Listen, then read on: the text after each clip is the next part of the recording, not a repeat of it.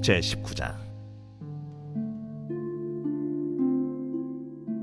이스라엘의 왕이 없을 그때에 에브라임 산지구석에 거류하는 어떤 레위 사람이 유다 베들레헴에서 첩을 맞이하였더니 그 첩이 행음하고 남편을 떠나 유다 베들레헴 그의 아버지의 집에 돌아가서 거기서 넉 달 동안을 지내매 그의 남편이 그 여자에게 다정하게 말하고 그를 데려오고자 하여 하인 한 사람과 나귀 2마리를 데리고 그에게로 가매 여자가 그를 인도하여 아버지의 집에 들어가니 그 여자의 아버지가 그를 보고 기뻐하니라. 그의 장인 곧 그 여자의 아버지가 그를 머물게 하매 그가 3일 동안 그와 함께 머물며 먹고 마시며 거기서 유숙하다가 넷째 날 아침에 일찍이 일어나 떠나고자 하매 그 여자의 아버지가 그의 사위에게 이르되 떡을 조금 먹고 그대의 기력을 돋은 후에 그대의 길을 가라. 두 사람이 앉아서 함께 먹고 마시매 그 여자의 아버지가 그 사람에게 이르되 청하노니 이 밤을 여기서 유숙하여 그대의 마음을 즐겁게 하라. 그 사람이 일어나서 가고자 하되 그의 장인의 간청으로 거기서 다시 유숙하더니 5째 날 아침에 일찍이 일어나 떠나고자 하매 그 여자의 아버지가 이르되 청하노니 그대의 기력을 돋우고 해가 기울도록 머물라. 하므로 두 사람이 함께 먹고 그 사람이 첩과 하인과 더불어 일어나 떠나고자 하매 그의 장인 곧 그 여자의 아버지가 그에게 이르되 보라, 이제 날이 저물어가니 청하건대 이 밤도 유숙하라. 보라, 해가 기울었느니라. 그대는 여기서 유숙하여 그대의 마음을 즐겁게 하고 내일 일찍이 그대의 길을 가서 그대의 집으로 돌아가라.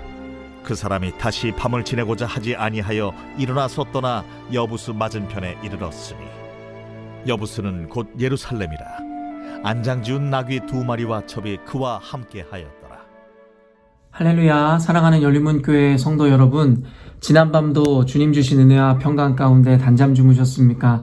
아침을 깨우는 말씀, 화요일 이 아침에 주님께서 저와 여러분에게 주시는 말씀은 사사기 19장 1절로 10절까지의 말씀입니다.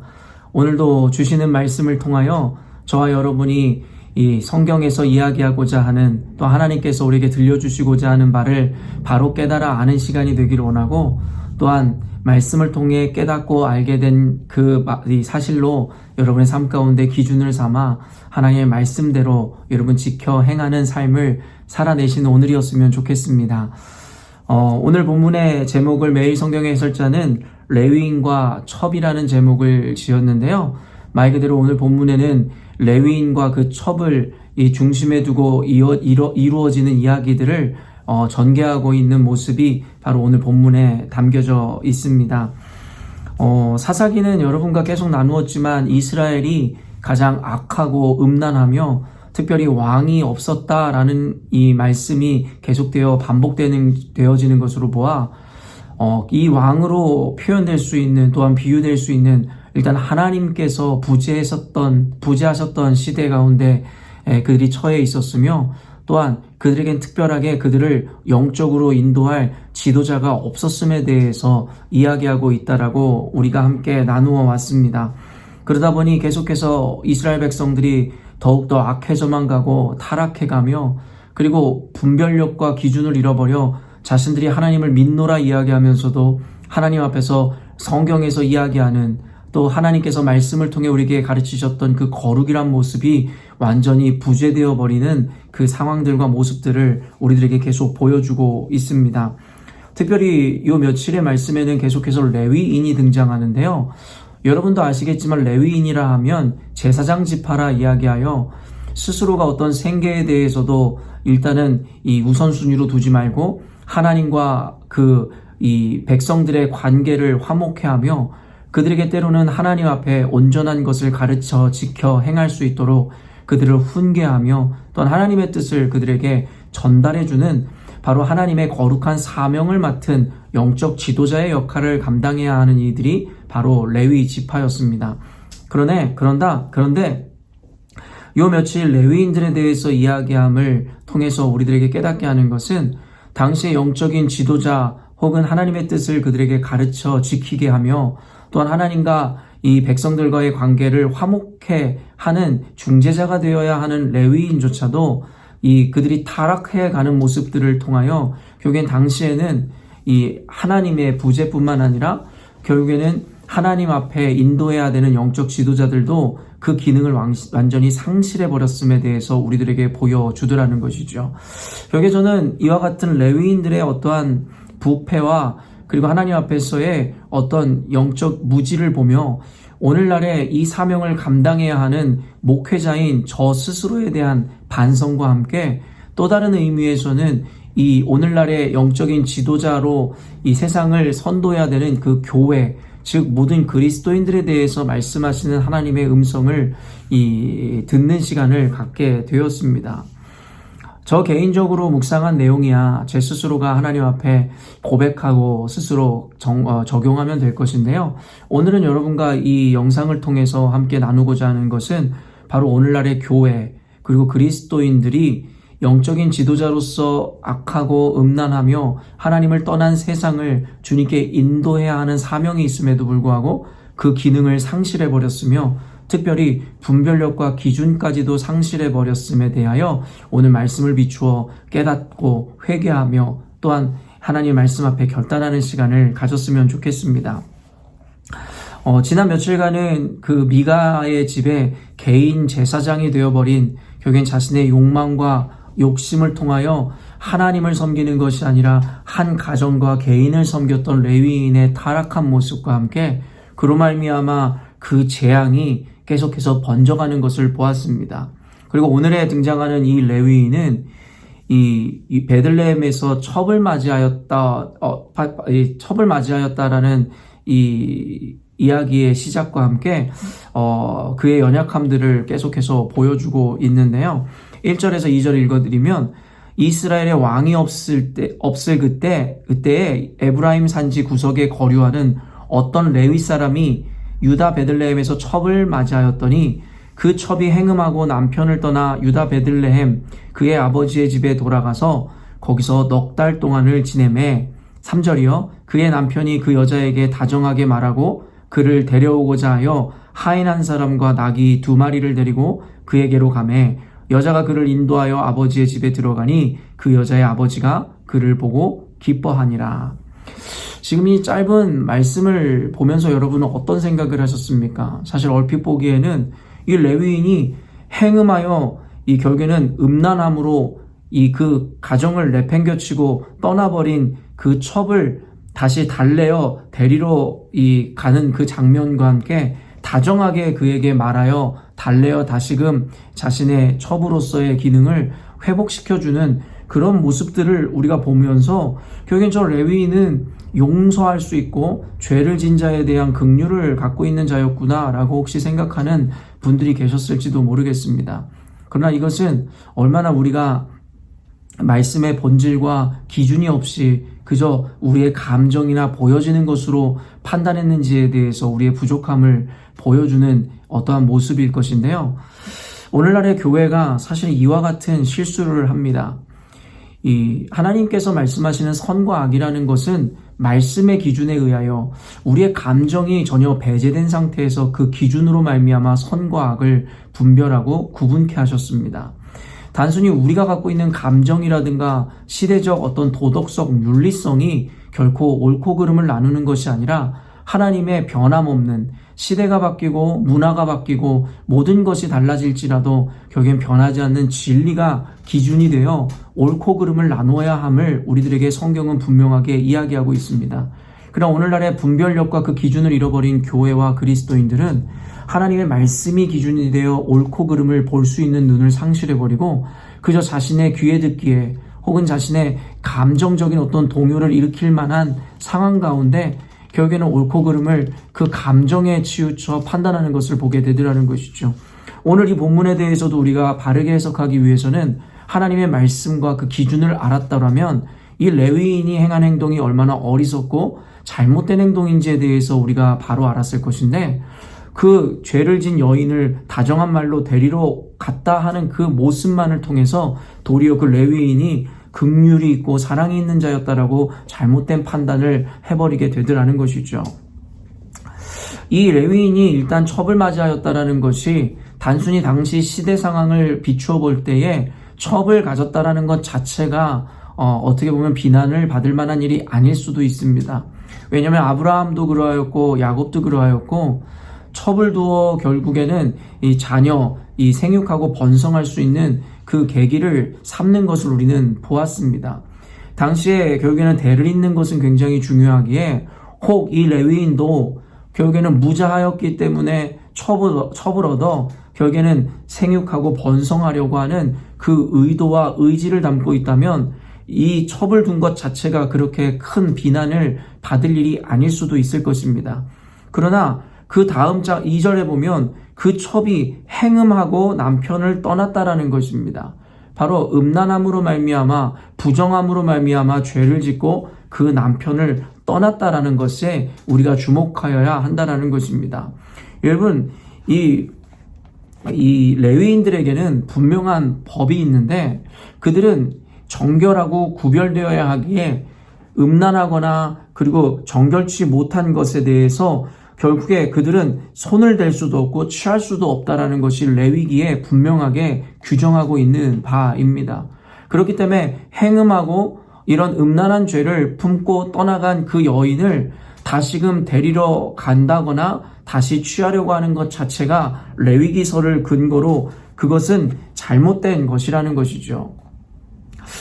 그러나 이 레위인의 모습을 볼 때에 다시 넉 달이라는 시간이 지나서야 그 여인을 찾아가는 모습을 보면서 결국에는 오늘 매일 성경의 해설자도 그러고 또한 주석가들도 일제히 이것을 해석할 때에 결국엔 이 레위 사람은 그 첩을 맞이했었던 이유가 결국에는 무자하였기 때문에 자손을 갖기 위해서 그 여인을 첩으로 취했던 것이 아니라 자신의 부나 지위를 과시하기 위함 혹은 이 여인을 통해서 결국엔 자신의 정욕이나 욕구를 채우기 위한 수단으로서 그 여인을 첩으로 맞이했음이라 이야기하고 해석합니다.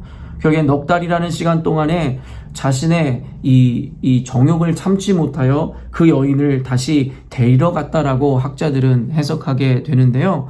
이 말씀의 문맥 그리고 당시의 시대의 상황 그리고 1절에서 이스라엘의 왕이 없을 그때에 라고 한 번 더 지적한 것을 볼 때에 결코 이 레위인은 선한 의도로 첩을 얻거나 선한 의도로 그 첩을 데리러 간 것이 아님에 대해서 분명하게 우리에게 말씀하고 있음을 우리는 알아야 한다는 것입니다. 일단 레위법에 의하여 행음하고 음란한 자를 다시금 취하는 것이 하나님 앞에서 죄일 뿐만 아니라 그가 그 여인을 데리러 갔었던 그 의도 자체가 그 여자에 대한 긍휼이라기보단 자신의 욕정과 욕망을 채우기 위한 수단으로서 그 여인을 다시 찾았다라고 해석하는 것이 문맥상 옳을 것입니다. 그리고 그 이후에 이어지는 모습을 보면 그 레위인이 얼마나 부패한 자였는지에 대해서 더욱더 볼 수 있는데요. 결국엔 그와 같이 그 여인을 데리러 갔을 때에 그 장인인 아버지가 그를 보며 기뻐했다라고 기록하고 있습니다. 그 이유는 단순하겠죠. 결국에는 출가 외인이 되어버린 그 여인이 그것도 행음을 하고 죄를 지어 남편을 도망하여 아비의 집에 왔으니 그 아비는 얼마나 수치스럽고 얼마나 큰 고민이 있었겠습니까? 그런데 그 여인을 데리러 그 사위가 왔으니 아버지가 기뻐하지 않을 이유가 없다라는 것이죠. 그 기쁨을 그대로 보여주는 것이 그 다음의 메시지들에 이 레위인이 그 여인을 데리고 돌아가려고 했는데 끊임없이 그 장인인 아버지는 레위인을 붙잡고 다시 먹고 마시며 쉬고 가라고 이야기하더라는 거예요. 급기야 계속되어지는 반복이 이어지더니 다섯째 날까지 그 일들이 이루어져 가더라는 것이죠. 결국에 여러분 레위인들에게는 책무가 있었습니다. 무엇이냐면 안식일을 거룩히 여기고 하나님의 성전에서 결국에는 하나님의 일을 돌보고 그가 해야 하는 업무를 보는 것, 그게 레위인의 사명입니다.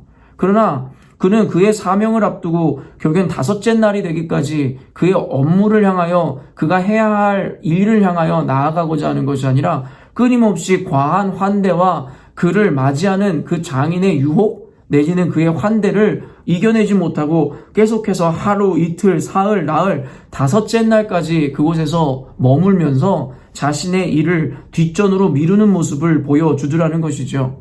결국 이 레위인을 통해서 보여주고자 하는 바는 무엇이냐면 자신의 사명이나 목적은 뒤로 한 채 결국엔 자신의 욕구와 욕망 내지는 자신을 세워주는 일들에 빠져 있었던 레위인의 모습을 보여주더라는 것이죠. 그것을 더욱더 분명히 보여주는 것이 10절 말씀인데 그 사람이 다시 밤을 지내고 고자 하지 아니하여 일어나서 떠나 여부스 맞은편에 이르렀더니 여부스는 곧 예루살렘이라 안장지은 낙이 2마리와 첩이 그와 함께 하였더라. 결국엔 이 10절 말씀에 낙이 2마리와 첩이 그와 함께 있었더라 라는 이 표현을 굉장히 우리의 눈을 이목을 집중시키는 표현이어야 합니다. 여러분 애초에 그 레위인이 그 아버지를 찾았던 이유가 무엇이었습니까? 그 목적이 무엇이었습니까? 바로 그 첩을 다시 데리고 가려고 했었던 목적이었습니다. 그게 어떻게 보면 그의 사명이라 이야기할 수 있을 것 같습니다. 그런데 1절에서 그와 같은 목적을 가지고 사명을 가지고 시작했던 그의 모습이 마지막 10절에 어떻게 나타나죠? 결국엔 그 첩이 자신에게 주요한 이유가 아니라 그저 2마리의 나귀와 비유될 정도로 첩은 안중에도 없었던 것처럼 표현되더라는 것이죠. 저는 하나님의 의도 내지는 이 성경의 기자의 의도가 어떠한지 분명히 알 수 없겠지만 이 말씀을 통해 많은 것을 깨닫고 적용해 보게 됩니다. 결국에는 오늘날에 이 레위인의 사명을 감당해야 하는 교회, 그리스도인, 그리고 목회자, 여러분 이와 같이 목적의식과 사명의식을 잃어버린 채 자신의 욕구와 욕망을 채우고 자신의 명예를 드러내기 위해서 결국엔 자신에게 가장 중요한 이 관점과 이유가 되어야 되고 목적이 되어야 하는 것을 여러분 뒤에 밀어놓은 채 하찮게 여기고 나귀와 같이 여기는 삶 그리고 그런 모습을 보이지는 않는지에 대해서 반성해야 한다라는 것입니다. 첩을 데리러 간 것이 그에게 주요 목적이었고 사명이었으나 나중에는 결국엔 자신의 욕망에 취해 자신의 안락함과 자신을 위하는 일들에 취해 결국에는 사명을 그 첩을 데려오려 했던 그 마음들 그 첩 자체를 결국에는 나귀와 동일시하며 결국에는 하찮게 여기는 모습을 보여주더라는 것이죠. 사랑하는 열린문교회 성도 여러분, 서원에서도 여러분에게 밝혔지만 이 레위인은 오늘날의 영적 지도자의 역할을 감당해야 하는 첫째로는 목회자의 모습일지 모르겠고 둘째로는 교회와 그리스도인들의 모습에 대해서 보여주는 바와 같다라 생각합니다. 왕이 없어 하나님이 부재함으로 결국에는 음란하고 악한 이 세대 가운데 하나님께서는 저와 여러분을 레위인의 사명으로 제사장의 사명자로 저와 여러분을 부르셨다라는 거예요. 그런데 사사기의 그 악한 시대와 같이 오늘날을 살아가고 있는 우리들이 당시의 레위인도 타락하여 영적 지도자의 역할을 온전히 감당하지 못한 것과 같이 우리 교회도 우리의 모습도 그와 같이 영적인 무지함으로 인해서 기준을 상실해버리고 혹시 목적을 잃어버리고 사명을 잃어버린 채 교회가 해야 할 일을 하지 않고 자신들의 욕구와 만족, 그저 기복을 향하여 나아가는 모습들을 보이고 있지 않은지에 대해서 반성해 보아야 할 것입니다. 오늘 말씀을 통해서 저와 여러분에게 하나님께서 분명히 마음에 찔림을 주시고 회개하는 심령을 주시기 원하며 다시금 하나님 앞에 결단하는 시간을 허락하시리라 믿습니다. 오늘 말씀을 통해 여러분 하나님의 음성을 들으시고 주께서 저와 여러분에게 특별히 오늘날의 교회에게 요청하시는 그 믿음의 회복, 하나님의 부재를 다시 하나님의 함께 하심으로 회복하는 그와 같은 부르심 앞에 오늘도 깊이 기도하시고 주님 앞에 다시 우리 모습을 돌아보며 결단하는 시간이 있었으면 좋겠습니다. 더불어 우리 모습뿐만 아니라 오늘날에 무너진 수많은 교회와 그리스도인들, 수많은 영적 지도자인 목회자들을 위해서 더불어 기도하는 오늘이 되었으면 좋겠습니다. 저와 여러분이 오늘도 말씀을 중심으로 이와 같이 타락한 레위인의 모습에서 벗어나 하나님이 기뻐하시는 제사장의 사명을 온전히 감당하는 오늘 하루가 되었으면 좋겠습니다. 함께 기도하겠습니다.